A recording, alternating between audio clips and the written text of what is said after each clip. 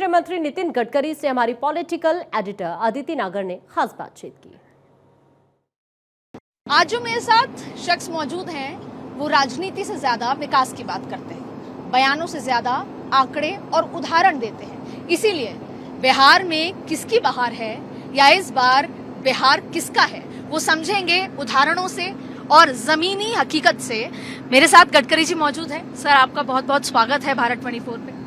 Sir, सबसे पहले बात विकास की कही गई शुरुआत में एनडीए की तरफ से, और क्योंकि आप सत्ता में इसलिए सवाल आपसे पूछे जाएंगे। जब चुनाव शुरू हुआ तो बात विकास की हुई, और चुनाव खत्म होते होते जब टिकट वितरण हुआ तो जाति पर टिकट वितरण हुआ, और अब केवल और केवल जंगल राज की बात कह के कटुता जैसी शब्दों का इस्तेमाल होके चुनाव प्रचार जिस दिशा में जा रहा है, आपको जमीनी हकीकत क्या नजर आ रही है? देखिए, पहली बात तो ऐसी है कि गरीब गरीब होता है, गरीब को जात पंथ धर्म और भाषा नहीं होती। बिहार पिछड़ा हुआ है और इसके कारण बिहार में गरीबी, भूखमरी और बेरोजगारी है। बिहार में जमीन अच्छी है, पानी की सुविधा है, फिर भी बिहार आगे इसलिए नहीं जा सका क्योंकि बिहार में जिस प्रकार का विकास चाहिए वो हुआ नहीं। और विकास कहीं भी करना है तो इंडस्ट्री, ट्रेड, बिजनेस, एग्रीकल्चर, खेती, ये वही बढ़ते हैं जहाँ water, power, transport and communication होगा। अगर बिजली होगी, रोड होंगे, पानी होगा, टेलीकम्युनिकेशन के साधन होंगे तो इंडस्ट्री आएगी, ट्रेड बिजनेस बढ़ेगा, इससे कैपिटल इन्वेस्टमेंट आएगी, और दोनों आएगी तो रोजगार निर्माण होगा, और रोजगार निर्माण होगा तो गरीबी दूर होगी। और इसलिए मूलभूत समस्या जो बिहार की है कि बिहार का राज्य धनवान है पर जनता गरीब है, और इसका कारण बिहार में जिस प्रकार के राज्य चले उन्होंने विकास के ऊपर काम नहीं किया, उन्होंने जातिगत राजनीति पे काम किया।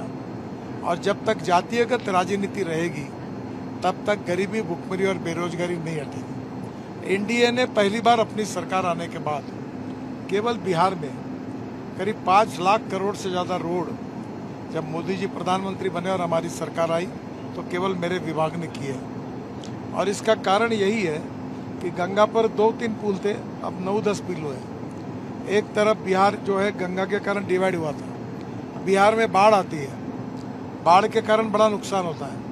हम पानी को एक बेसिन से दूसरे बेसिन जा सकते हैं, ले जा सकते हैं। जो नेपाल से नदियाँ आती है उनके ऊपर हाइड्रो प्रोजेक्ट डाल के डैम बना सकते हैं। कहीं ना कहीं बिहार को बाढ़ से मुक्ति देना, बिहार में विशेष रूप से water, power, transport and communication का निर्माण करना, और ईज ऑफ बिजनेस के द्वारा, राज्य द्वारा और भारत सरकार द्वारा अगर सही में अच्छा प्रशासन होगा तो निश्चित रूप से स्थिति कैसी बदल सकती है, इसका उदाहरण हमारे सरकार ने काम करके दिखाया। और इसलिए लोग अपना भविष्य देख रहे हैं कि हमारा भविष्य कौन बदल सकता है, हमारी गरीबी, भुखमरी, बेरोजगारी कौन दूर कर सकता है, हमें सस्टेनेबल डेवलपमेंट कौन दे सकता है। इसीलिए स्वाभाविक रूप से कितनी भी कोशिश की जाएगी और लोगों के मन में डर पैदा किया जाएगा जात, पंथ, धर्म, भाषा के आधार पर, तो भी अपना विकास, अपना भविष्य एनडीए ही बदल सकती है। इस विश्वास के कारण लोग हमको साथ देंगे और हमारी जीत होगी, ऐसा मेरा विश्वास है। आपके इस जवाब में मेरे को बहुत सारे सवाल हैं। पहला सवाल ये सर, आपको लगता है पलायन एक मुद्दा है? देखिए, जहाँ रोजगार नहीं है, जहाँ गरीबी है, जहाँ भूखमरी है, वहाँ लोग वहाँ से जाते ही है। आप में से सब लोग थोड़ी दिल्ली गए, कहीं ना कहीं रोजगार के लिए आए। यही अपॉर्चुनिटी उनके गांव में तैयार होगी तो कोई मजबूरी से अपना गांव नहीं छोड़ता, खुशी से गांव नहीं छोड़ता, मजबूरी से छोड़ता है। और ये मजबूरी जो है ये दूर करने की जिम्मेदारी सरकार की। अब मैं आपको उदाहरण बताता हूँ। हमने मक्के से इथेनॉल बनाने की शुरुआत की तो 1200 रुपये क्विंटल मक्का था एमएसपी, यानी मार्केट प्राइस, और एमएसपी 1800 रुपये की थी। पर जैसा ये हुआ तो मक्के का भाव 2800 रुपये क्विंटल हुआ, और यूपी और बिहार के किसानों के जेब में 45,000 करोड़ ज़्यादा के गए।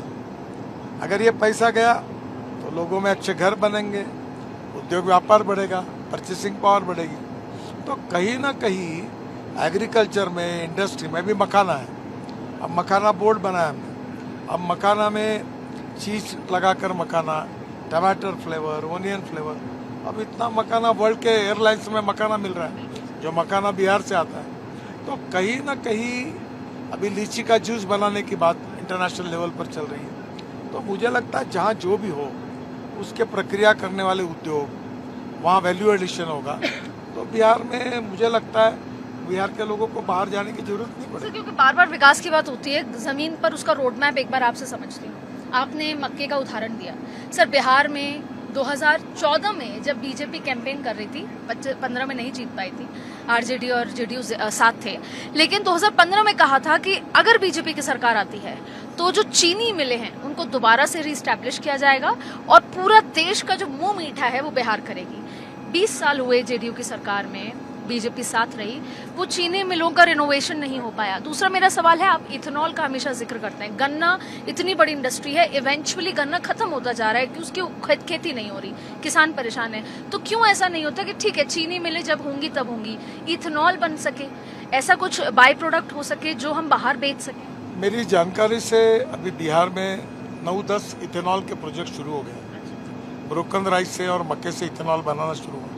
अब देश में शुगर सरप्लस है और शुगर मिल घाटे में जा रही है। तो शुगर मिल खोलने का कोई कारण नहीं, पर डायरेक्ट गन्ने से जूस निकलता है तो जूस से इथेनॉल बनता है। तो केवल जूस से इथेनॉल बनाना ये संभव है, इस हो सकता है, पर फिलहाल शुगर मिल सरप्लस शुगर होने के कारण उनकी हालत ठीक नहीं है। मखाने का भी जिक्र जैसे आपने किया, मैं जब बिहार के गांव में गई तो मुझे किसान भाई ने कहा कि ये जो जिसको सीमांचल का काला हीरा कहा जाता है, ये हीरा हम 80 रुपए किलो में बेच रहे हैं, लेकिन दिल्ली में जब मैं खरीदती हूँ सर वो 2000 रुपए किलो का होता है। आपने कहा कि अलग अलग, तो सर उनके लिए ना स्टोरेज है, तो हम इंफ्रास्ट्रक्चर के लिहाज से, लॉजिस्टिक्स के लिहाज से मखाना बोर्ड तो बना दिया, लेकिन लॉजिस्टिक्स अभी तक किसानों के लिए नहीं। अभी मेरी जानकारी से मखाना की पैकिंग, प्रोसेसिंग, उसके अलग अलग फ्लेवर के फैक्ट्री बिहार में खुली है और एयरलाइंस में अब उन्हीं के द्वारा मखाना भेजा हुआ पैकेट आते हैं और पैकेज जो है इसका धीरे धीरे टर्नओवर बढ़ेगा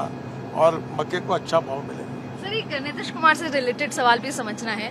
तेजस्वी यादव का नाम अनाउंस होता है महागठबंधन में, ये अफवाहें होती हैं कि कांग्रेस नहीं चाहती थी, लेकिन अंततः नाम अनाउंस होता है। एनडीए में जो कि मान रही है कि तय है, फिर भी नाम अनाउंस नहीं होता, ऐसा क्यों सर? क्या कोई अनसर्टेनिटी? लोकतंत्र में कि जब एमएलए चुनकर आते हैं तो अपना नेता का चयन होता है और भारतीय जनता पार्टी और एनडीए का हाईकमांड चुनाव के बाद उचित व्यक्ति और उसका निर्णय करेगी। वो मुझे लगता है कोई समस्या नहीं। इसके पीछे भी वो वजह तो नहीं कि कहीं ऐसा उनको पलटू राम कहा जाता है वो फिर आरजेडी के साथ चले जाएं, इस बात का डर बीजेपी? ऐसी कोई वजह नहीं। सर, एक आप लोग बार बार बात ये करते हैं कि किस तरीके से अराजकता रही है, कट्टा बात होती है, क्रूरता की बात होती है, करप्शन की होती है, लेकिन हाल ही में जो एग्जाम्पल देखने को मिला जेडीयू के प्रत्याशी अनंत सिंह, जिनको अंततः जेल हुआ, सब हुआ, लेकिन जिस तरह की हिंसा देखने को मिली, गोलियां चल गईं, आप उस पूरे सिनेरियो कैसे देखते हैं कि आज भी बिहार में चुनाव के दौरान इस तरह की चीजें हो रही हैं? देखो, ये दुर्भाग्यपूर्ण है। एक आधी घटना होती है इसका मतलब पूरा